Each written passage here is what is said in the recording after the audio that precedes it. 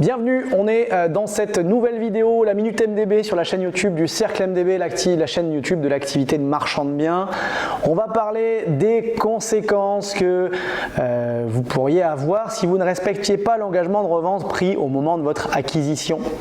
Alors qu'est-ce qui se passe? C'est quoi le cas de figure? Eh bien, vous achetez un bien immobilier et vous êtes marchand de biens, donc vous vous engagez à le revendre. Vous achetez avec l'ambition de revendre ce bien et pour cela, vous bénéficiez de frais de mutation réduits, les fameux frais de notaire qui seront l'ordre plutôt de 2,5 à 3% versus l'achat classique sans l'engagement de revente qui seront plutôt de 7 à 8%. Ces frais de mutation réduits vous sont octroyés du fait que vous allez revendre à un acquéreur final et cet acquéreur final paiera les frais de mutation pleins. Donc en fait c'est un cadeau qui vous est fait à vous, mais c'est un petit peu comme la TVA, elle est finalement payée par l'acheteur final.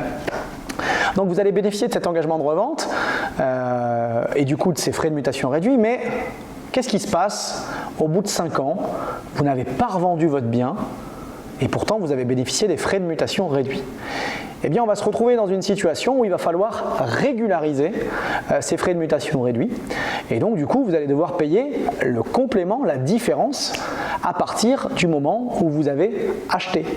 Il faut imaginer que l'État, ne faisant pas de cadeau, eh bien, il va vous appliquer également des pénalités de retard et des intérêts sur cette durée, donc ces 5 ans, sur lesquels vous n'avez pas payé vos frais de mutation pleins. Donc en prenant cet engagement de revente, il faut savoir que déjà les banques ne vous financent pas sur des durées de 5 ans, elles vont vous financer sur des durées de 12, 24 ou 36 mois. Donc généralement il aura fallu rembourser le prêt. Mais en plus de ça, ou si vous n'avez pas fait appel à une banque, vous avez fait en fonds propres, il va falloir régulariser ces frais de mutation et payer les pénalités et potentiellement des intérêts de retard, comme je vous le disais, en fonction du délai que vous n'avez pas respecté. Pourquoi ça pourrait arriver? Eh bien, des opérations longues, compliquées, beaucoup de travaux, peut-être une partie de construction, peut-être des difficultés financières qui ne vous amènent pas à réaliser l'opération dans les délais voulus, peut-être des délais de commercialisation trop longs, des prix de vente trop élevés, un marché qui se retourne. Ça pourrait être des raisons qui font que votre opération se déboucle mal et ne va pas au bout.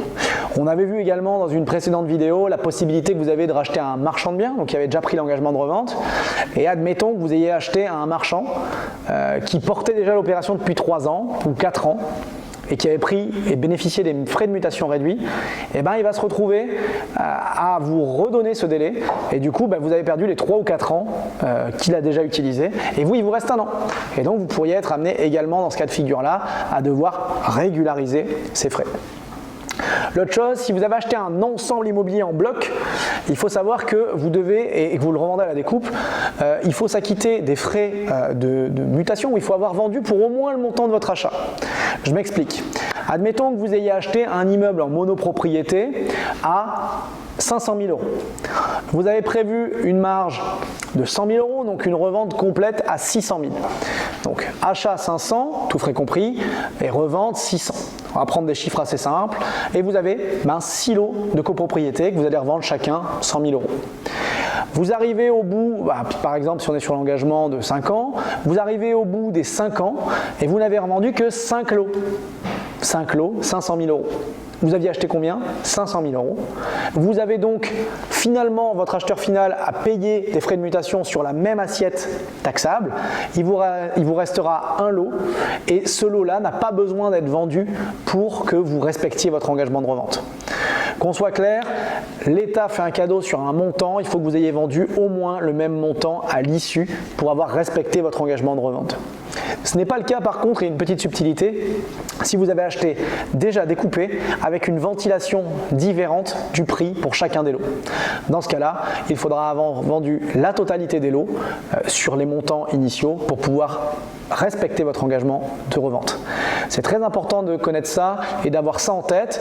Alors, je ne vous souhaite pas de porter vos opérations pendant de longues années, mais ça pourrait arriver que certains lots restent et n'arrivent pas à se vendre, ou peut-être que vous ayez récupéré, comme je vous ai dit, l'engagement de revente d'autres marchands qui avaient pris l'engagement auparavant. Donc attention sur ces opérations-là, pensez à provisionner les frais, travaillez avec votre notaire pour discuter de cela en amont, d'essayer d'optimiser vos délais et de régulariser le cas échéant ces engagements de revente. A très bientôt pour une prochaine vidéo sur la chaîne YouTube du Cercle MDB. N'hésitez pas à mettre un j'aime, un like, un commentaire et on regardera tout ça avec grand plaisir. À bientôt.